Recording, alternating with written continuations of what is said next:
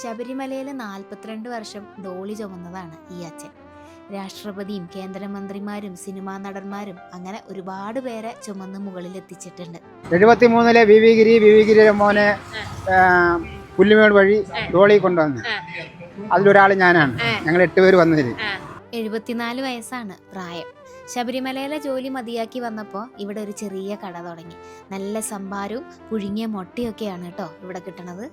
നമ്മുടെ വീടുകളിൽ നിന്നൊക്കെ കിട്ടുന്ന പശുമ്പാല് മേടിച്ച് ഉറയൊഴിച്ച് തൈരാക്കുന്നതാണ്. അതിലേക്ക് ഇഞ്ചിയും പച്ചമുളകും കറിവേപ്പിലയും മല്ലിയിലയും എല്ലാം കൂടെ ചതച്ചിട്ട് തരും. സാധാരണ സംഭാരം എന്ന് പറയുമ്പോൾ കുറച്ച് വെള്ളം മാതിരിയല്ലേ, ഇത് നല്ല കൊഴുപ്പുള്ള മോരിൽ തന്നെയാണ് കേട്ടോ കലക്കി തരുന്നത്. നല്ലൊരു സ്വാദാ. പിന്നെ ഉള്ളത് ഈ പുഴുങ്ങിയ മുട്ടയാണ്. മുട്ടയിലേക്ക് കുറച്ച് ഉപ്പും കുരുമുളകും ഒക്കെ ചേർത്ത് കഴിക്കാൻ രസമാണ് അല്ലേ. ഇവരെയൊക്കെയാണ് നമ്മൾ മാതൃകയാക്കേണ്ടത്.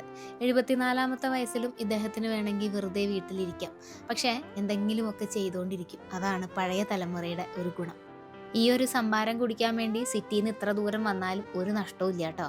ലൊക്കേഷൻ വരുന്നത് തിരുവനന്തപുരം ജില്ലയിലെ വിഴിഞ്ഞത്താണ്. പോർട്ടിലേക്കൊക്കെ പോകുന്ന വഴിയിൽ ഫെഡറൽ ബാങ്കിൻ്റെ ഓപ്പോസിറ്റായിട്ട്.